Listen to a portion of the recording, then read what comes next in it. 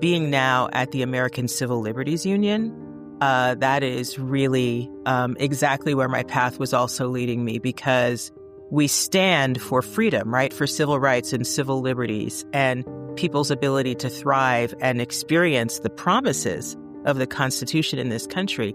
This is Hourglass, the podcast for United Way of King County in Seattle.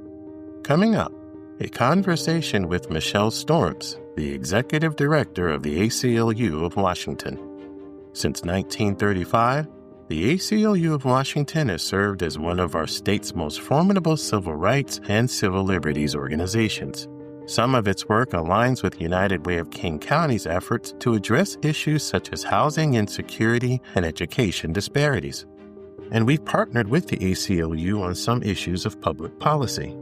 In this episode, we'll chat with Michele about the ACLU's work and those in other areas, the organization's origins, and the things that give her hope amid the nation's turbulent political climate. We will also discuss United Way's free summer meals program for school-aged children and a local volunteer opportunity. I'm your host, Joe Burris. Thanks for tuning in. According to a 2023 Annenberg Constitution Day Civic Survey, about 1/3 of U.S. adults could not name all three branches of American government: the legislative, executive, and judicial. 10%, the survey said, could name only two branches, and 17% could not name any branch. According to the Center for American Progress, only 9 states and the District of Columbia require students to complete at least one full year of U.S. government or civics education in high school. Most other states require only a half-year course, and 10 states have no civics requirement at all. Given our nation's current political climate, with some White House executive orders threatening to diminish or overturn some tenets of our Constitution, there's rarely been a more important time to know and understand all facets of the rule of American law, and which branch of our government creates our laws, which executes them, and which interprets them. Fortunately, our nation is replete with organizations that have made it their duty to not only know and understand our laws, but to fight to ensure that all people receive equal protection under those laws. Those organizations include the American Civil Liberties Union of Washington, the statewide branch of one of our nation's most preeminent civil rights and liberties organizations. The American Civil Liberties Union of Washington, or ACLU of Washington for short, was founded in 1935, 15 years after the launch of the national organization. In 1942, the ACLU of Washington supported University of Washington student Gordon Hirabayashi's challenge of the curfew and internment order for Japanese Americans. In 1966, the ACLU of Washington supported the rights of indigenous Americans arrested for fishing, which are rights guaranteed by treaties.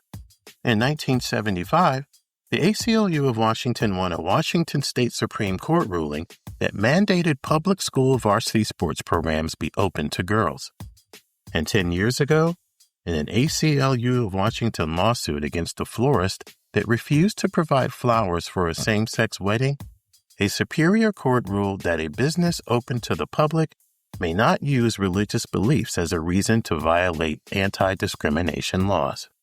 Currently, the ACLU's website includes documents that cover a broad range of civil liberties and civil rights, including protest and demonstration rights, know your rights information for immigrant communities, and free speech rights for public school teachers.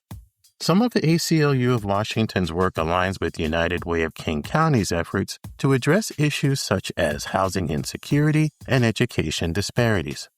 And we've partnered with the ACLU on some issues of public policy.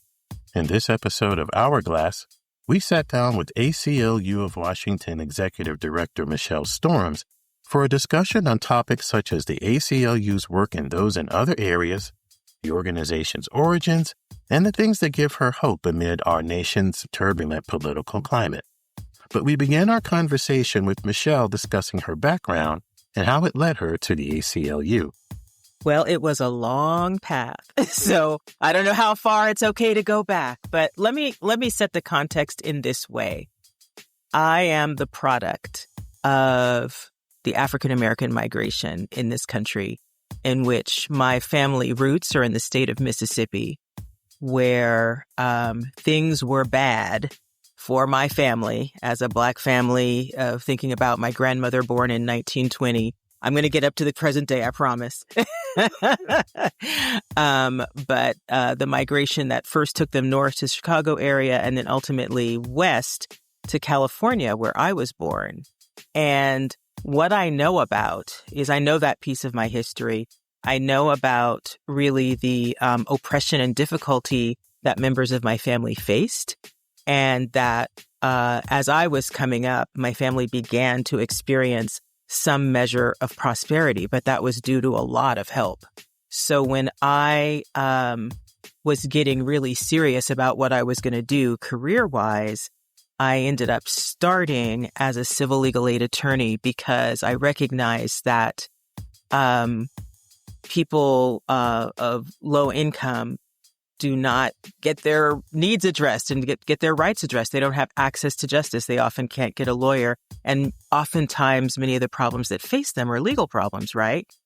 But to fast forward without going through all the back and forth and details of it, being now at the American Civil Liberties Union, that is really exactly where my path was also leading me, because we stand for freedom, right? For civil rights and civil liberties and people's ability to thrive and experience the promises of the Constitution in this country. And again, looking back at my family's trajectory and its history and its travels across the country in search of rights and liberties and freedom and just, the life, liberty, and pursuit of happiness, it feels like exactly the right place for me to be now when I think about my grandmother born Black and dirt poor in 1920 in Mississippi and all of what she went through, and being now at the helm of an organization where I fight for people along with this incredible staff team that we have here. I fight for people who are experiencing those kinds of deprivations. It feels like exactly the right trajectory. So that is the answer to that question with a lot of detail, but trying not to give you every little bit. No, that's great. That's great. Now tell us about the origins of the ACLU of Washington and how it's really shown up for Washingtonians. In so many ways over time, the ACLU of Washington was founded in 1935. So that was about 15 years after the National ACLU was founded. And you probably know there's a National ACLU, and then there's affiliates in every state, including the District of Columbia and Puerto Rico, right? So we're all over the country, and we were founded in 1935. And like so many ACLU origin stories, a lot of it had to do with freedom of speech, freedom of expression, ability to receive a fair education as guaranteed through our state constitution, and so on. But I think in this current moment, when I think about where our priorities are right now and where we're showing up, a big piece of it is in the immigrant rights space, and the fact that all people who are living in the United States or in Washington state are still entitled to the same rights under the Constitution, right? And that is something that is not always granted. And that's an area of work in this moment where immigrant rights are under attack in many ways. I think in the LGBTQ plus space is another area where we are especially seeing for our transgender neighbors a form of exclusion and cruelty, frankly, that calls for a legal response. So that's an area where we do our work. As we're seeing changes and sort of stepping away from racial justice, whether that's through DEI programs or in other sorts of ways, a lot of our work is there as well. So that could be anything from work we do in the criminal legal system to work we do with educational bodies and so forth. So in this moment, those are some of the key areas of attention. But like any ACLU, we have worked across so many issues, reproductive rights, protest rights. Those things are still very real for us and things we work on. We also really specialize a little bit in some of the technology issues and protecting people from government surveillance and algorithms that, again, exclude or put people at risk. So that's some of our work as well. Now, Michele, you mentioned the National ACLU. Years ago, when I was a reporter for the Baltimore Sun, I wrote a series of stories about the 75th anniversary of the ACLU. And one of the stories I wrote was about a Baltimore area retired firefighter. And he said for years he despised all civil rights organizations, particularly the ACLU. But he said when it came time for him to retire as a firefighter, the department refused to grant him full pension. He said at first he didn't know what to do because he didn't have enough money for a lawyer, but someone suggested that he contact the ACLU. He did. The ACLU sued the department on his behalf and earned him not only his pension, but a settlement that far exceeded anything he imagined. And I'll never forget, he said, I used to despise the ACLU, but now I see the ACLU as that fire truck blaring through your neighborhood in the middle of the night. It's a nuisance unless it's on its way to your house. What do you think is the perception of the ACLU, particularly at a time when there are a lot of people who probably thought they'd never need it that might now turn to it? Something that's funny about the ACLU is that people love to hate us and hate to love us, right? Because one thing about it, we are not a partisan organization. We really lift up the promises of the Constitution. And so that means that sometimes we do cases that people find offensive, and that might be offensive because it is a viewpoint that is an extreme viewpoint, or because it is the rights of a person who folks might otherwise find objectionable, like a sex offender, but who still is entitled to due process of law, right? So that's why I say they love to hate us and hate to love us. But I think that firefighter story is really important because a lot of times people find that it's the ACLU that shows up for them when nobody else will.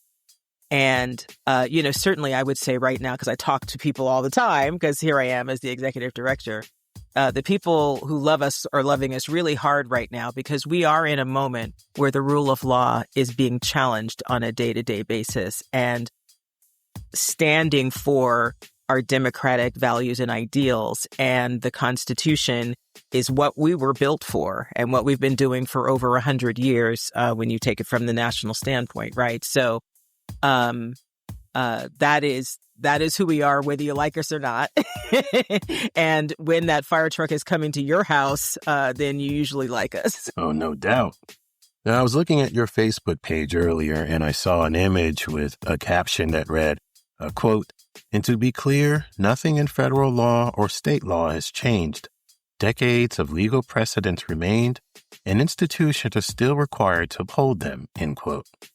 Where do you think those words lie in the minds of people right now? I believe that post was in response to one of the attacks on diversity, equity, and inclusion initiatives. And what I was referring to is that we have long enshrined laws supported by United States Supreme Court cases that speak to what discrimination is, that speak to what are lawful ways for people to reduce barriers and open up opportunity for all people in their workplaces.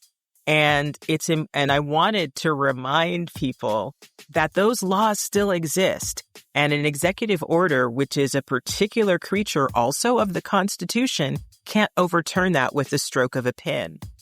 The thing that I really find right now is that whatever that year was that we stopped teaching civics education in the schools was taking us on a very negative and downward slide, because people do not understand that we have three co-equal branches of government that are meant to serve as checks and balances on each other.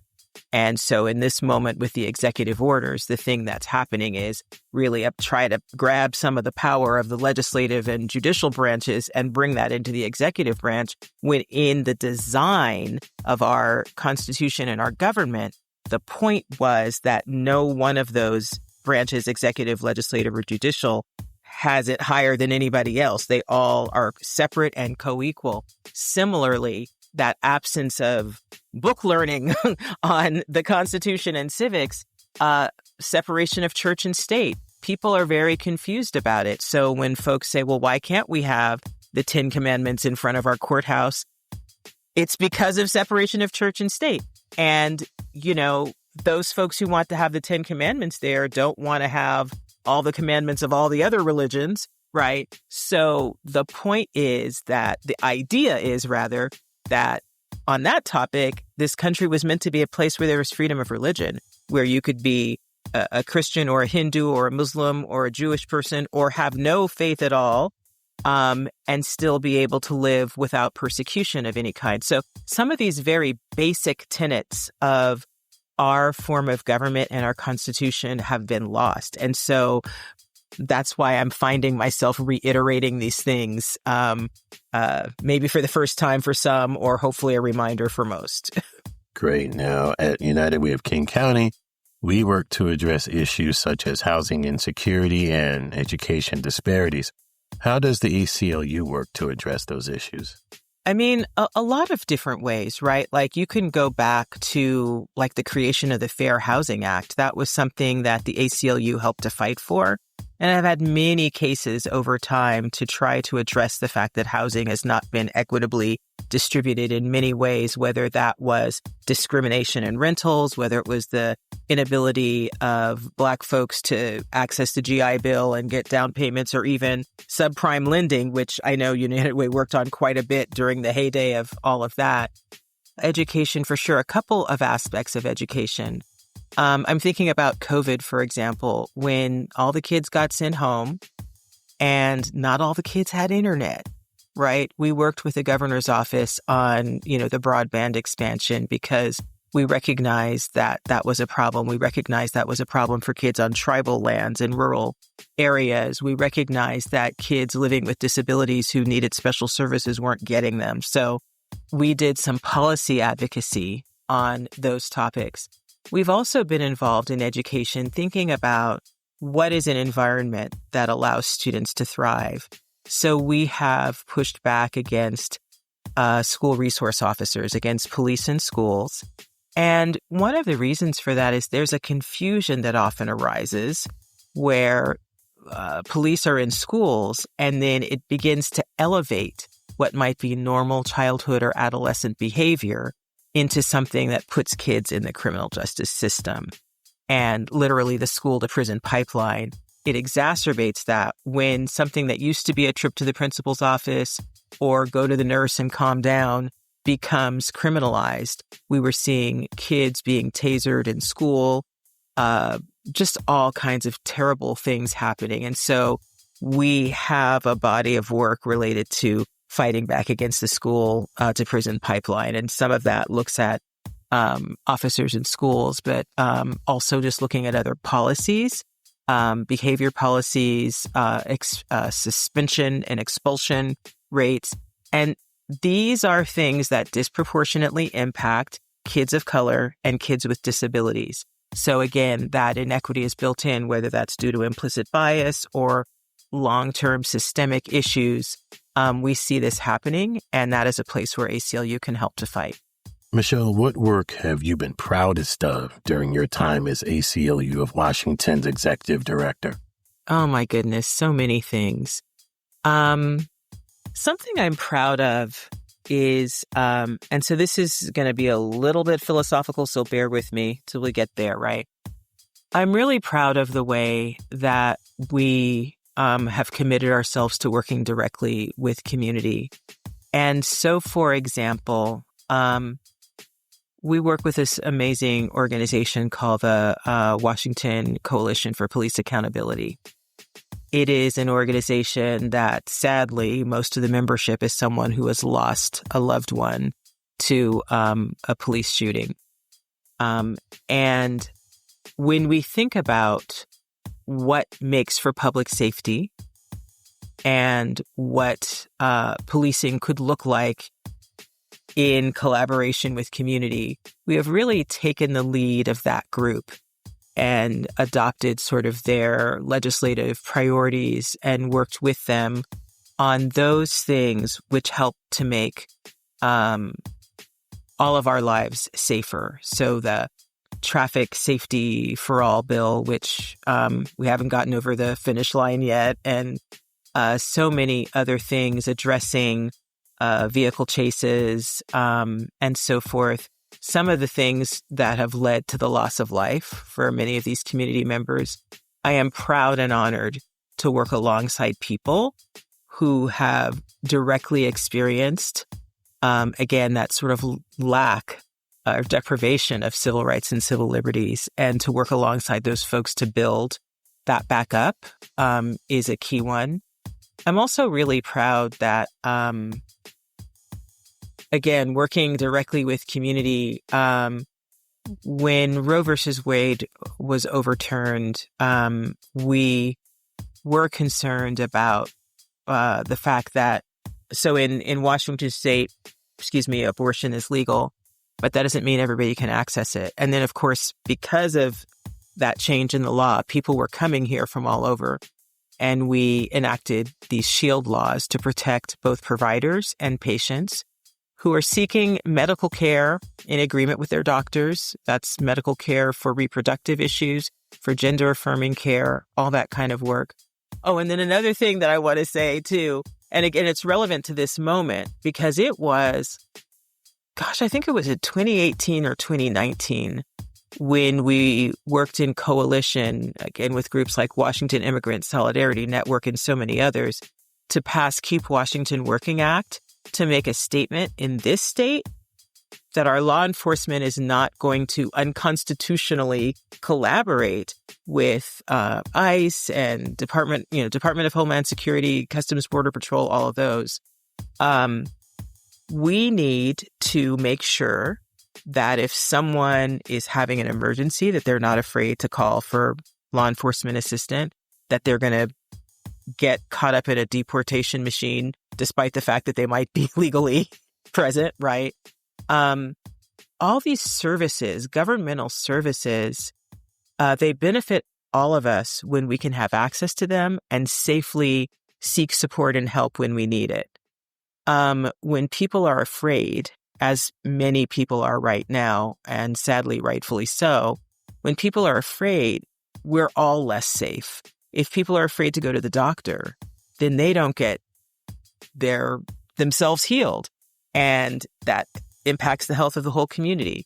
When people need to go testify in a case or, again, call for law enforcement assistance because they've witnessed a crime or experienced a crime, we're all less safe if they don't do that, because now that problem in the community is not being addressed. So I'm really happy when we can do something and really demonstrate the truth that when you solve for the people who are most vulnerable in our community, you actually make the community better for everybody, including people who are maybe not experiencing some of those same vulnerabilities.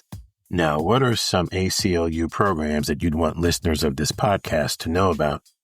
We have this really cool Power Up network, also accessible on the website, which enables any kind of a person who wants to maybe get involved, whether that is talking to their lawmaker about something they care about or engaging on any one of many actions that we might have going on. I know there's something up there that the group is doing now on sending thank you letters to libraries for standing up for books and access to education and information. So yeah, the Power Up Network is a really great thing that people can join and participate as much or as little as they want to.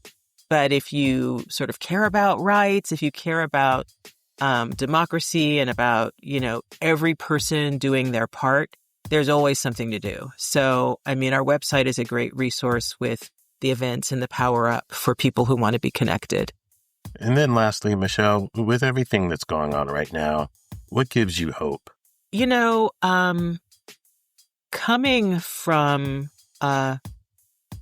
people who have overcome so much and knowing a lot about my history, thinking about people, thinking about people like Fannie Lou Hamer, right? Like just thinking about so many of our icons who have fought for liberty, who fought for justice, that strengthens me.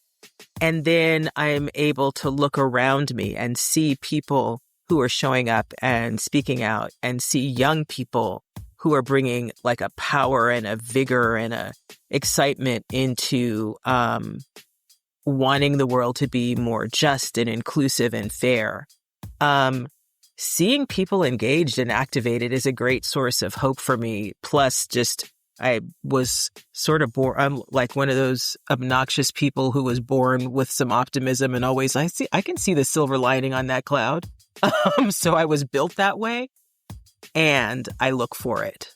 I see it, I celebrate it, and it keeps me going. Michele Storms, ACLU of Washington, thank you so much. What a pleasure to get to talk to you. Thank you so much. For more information about the ACLU of Washington, log on to aclu-wa.org.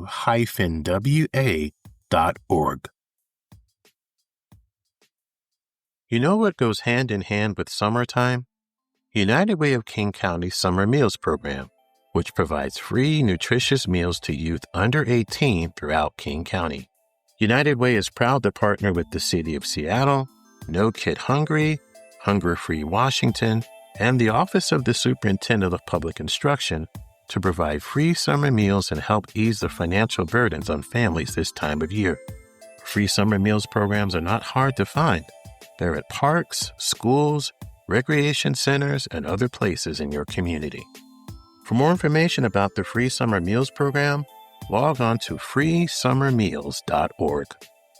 Do you love food and providing nourishment to local communities?